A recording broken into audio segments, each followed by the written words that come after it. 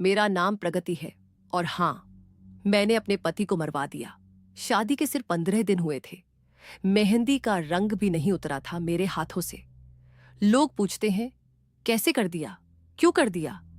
4 साल से मैं किसी और से प्यार करती थी। मेरे घर वालों ने जबरदस्ती शादी करवा दी। दिलीप अच्छा था, बहुत अच्छा, लेकिन वो मेरा नहीं था। जिस रात दिलीप को गोली मारी गई, मैं उस वक्त घर पर थी। और सबसे बड़ी बात, मुझे 1 सेकंड के लिए भी अफसोस नहीं हुआ। क्यों? क्योंकि उस दिन मैं आज़ाद हो गई थी। पर क्या मैं सच में आज़ाद हुई? ये कहानी उस आज़ादी की है जिसमें खून की कीमत चुकानी पड़ी। और ये कहानी शायद आपको रात को सोने ना दे। Hello dear viewers, true crime Hindi channel पर आप सबका स्वागत है। आज की कहानी काफ़ी डिस्टर्बिंग है, सो मेक श्योर कि आप इसे अपने पेरेंट्स के गाइडेंस में देखें। And without any further ado, let's get started with today's videos. मार्च 2025, औरैया, उत्तर प्रदेश का एक छोटा सा गांव। घर में शहनाई बज रही थी।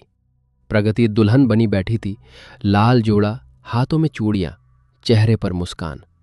पर वो मुस्कान असली नहीं थी। कैमरा जब उसका चेहरा जूम करता तो आंखों में एक अजीब सा खालीपन था, एक डर, एक मजबूरी। प्रगति की शादी दिलीप से हो रही थी। दिलीप 28 साल का, मेहनती, सीधा सादा लड़का, ट्रक चलाता था। गांव में सब उसकी इज्जत करते थे। उसके लिए ये शादी एक सपना थी। उसने सोचा था अब जिंदगी सेट हो जाएगी, बीवी आएगी, घर बसेगा। लेकिन प्रगति के दिल में कोई और था। 4 साल से उसका नाम था अनुराग, गांव का ही लड़का। प्रगति उससे कॉलेज के टाइम से प्यार करती थी। दोनों ने साथ जीने मरने की कस्में खाई थी। लेकिन जात अलग थी, स्टेटस अलग था। प्रगति के घर वालों ने साफ कह दिया, ये रिश्ता नहीं हो सकता। और फिर एक दिन दिलीप का रिश्ता आ गया। घर वालों को लड़का पसंद आया। प्रगति चिल्लाई, रोई, भाग जाने की धमकी दी। लेकिन गांव में इज्जत जान से बड़ी होती है और प्रगति को डोली में बिठा दिया गया। शादी के बाद प्रगति दिलीप के घर आ गई। नया घर, नए लोग, नया पति। दिलीप ने बहुत कोशिश की।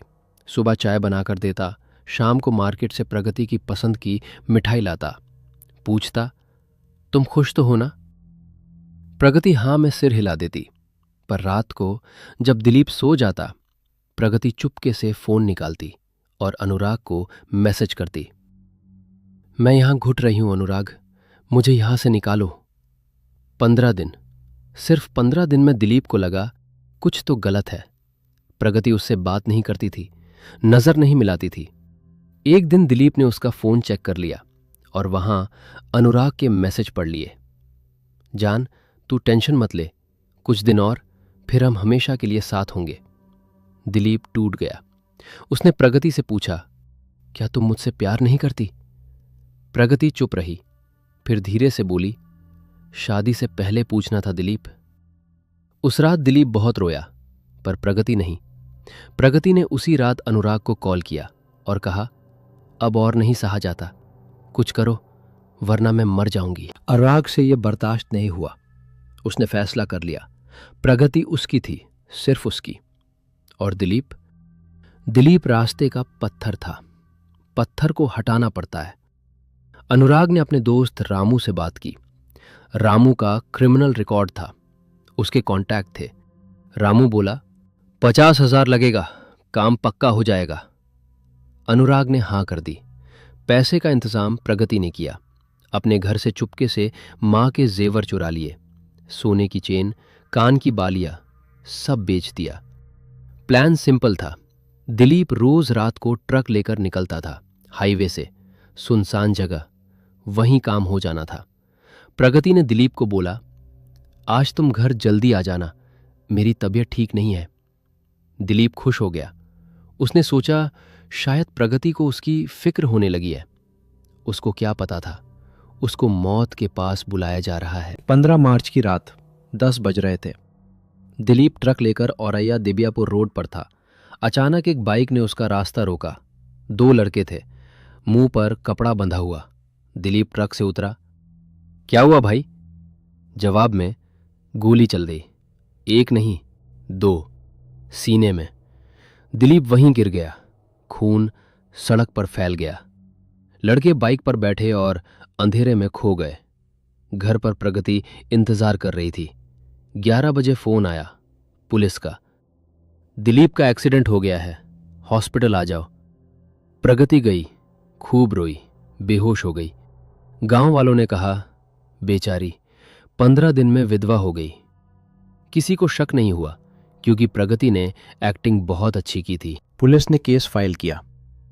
पहले लगा लूट का केस है, हाईवे रॉबरी, लेकिन दिलीप का वॉलेट, फोन सब वैसा का वैसा था। कुछ लूटा नहीं गया। तो फिर गोली क्यों मारी?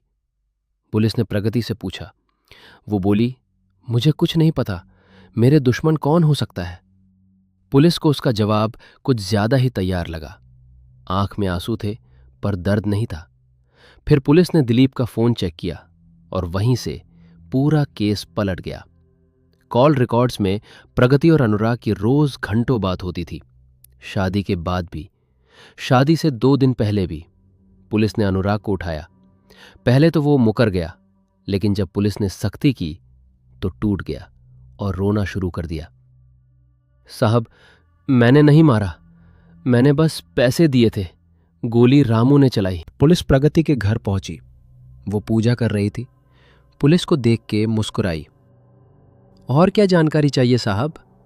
दरोगा बोला। अनुराग ने सब बता दिया प्रगति। 1 सेकंड के लिए प्रगति के चेहरे का रंग उड़ गया। फिर वो जमीन पर बैठ गई और शांत हो गई। बस इतना बोली, मुझे पता था एक दिन ये होगा। पुलिस ने प्रगति, अनुराग और कॉन्ट्रैक्ट किलर रामू तीनों को अरेस्ट कर लिया। गांव में आग की तरह खबर फैल गई। 15 दिन की दुल्हन ने ही पति को मरवा दिया। दिलीप के माँ बाप का रो रो कर बुरा हाल था। माँ बस एक ही बात बोल रही थी, मेरे बेटे ने क्या बिगाड़ा था उसका? वो तो उसको रानी बनाकर रखना चाहता था। कोर्ट में प्रगति ने अपना जुर्म कबूल कर लिया। जज ने पूछा, अफसोस है? प्रगति ने नजर उठाकर देखा और बोली, अफसोस इस बात का है कि पकड़ी गई। प्यार करना गुनाह नहीं है साहब। पूरी कोर्ट सन्न रह गई। ये कहानी सिर्फ कत्ल की नहीं है, ये कहानी है उस सोच की जहां प्यार के नाम पर खून को जायज ठहरा दिया जाता है। प्रगति कहती है वो मजबूर थी, लेकिन क्या मजबूरी में किसी की जान लेना जायज है? दिलीप का क्या कसूर था? उसका कसूर सिर्फ इतना था कि उसने एक लड़की से शादी की जिसका दिल किसी और के पास था। 4 साल का प्यार 15 दिन की शादी पर भारी पड़ गया। अनुराग कहता है, मैं प्रगति से प्यार करता था, लेकिन क्या प्यार किसी को मारने का लाइसेंस दे देता है? और रामू, उसके लिए 50,000 में एक जान की कीमत लग गई। आज प्रगति जेल में है, अनुराग भी, रामू भी। तीनों को उम्र कैद हो सकती है, लेकिन दिलीप, वो कभी वापस नहीं आएगा। उसके सपने उस ट्रक के साथ ही हाईवे पर दफन हो गए। आप सोच रहे होंगे प्रगति ने ऐसा क्यों किया? जवाब सिंपल है और डरावना भी, क्योंकि उसने अपनी खुशी को किसी की जिंदगी से ज्यादा जरूरी समझ लिया। उसने सोचा दिलीप हटा तो रास्ता साफ, लेकिन उसको ये नहीं पता था कि खून के रास्ते कभी मंजिल तक नहीं ले जाते, वो जेल तक ले जाते हैं और रात को नींद चुरा लेते हैं। प्रगति अब हर रात दिलीप का चेहरा देखती है। शायद इसलिए उसने कन्फेशन में कहा था, क्या मैं सच में आजाद हुई? ये थी औरैया की किलर ब्राइड की कहानी। एक ऐसी दुल्हन जिसके हाथों की मेहंदी खून से लाल हो गई। अगर आप दिलीप की जगह होते तो क्या करते? कमेंट में जरूर बताना। और हाँ, प्यार अंधा होता है पर कानून नहीं। मैं उम्मीद करता हूं कि आपको आज की क्राइम डॉक्यूमेंट्री पसंद आई होगी। And if you did, then make sure to like, share and comment under this video. And feel free to subscribe to my channel. Until then, keep watching True Crime Hindi.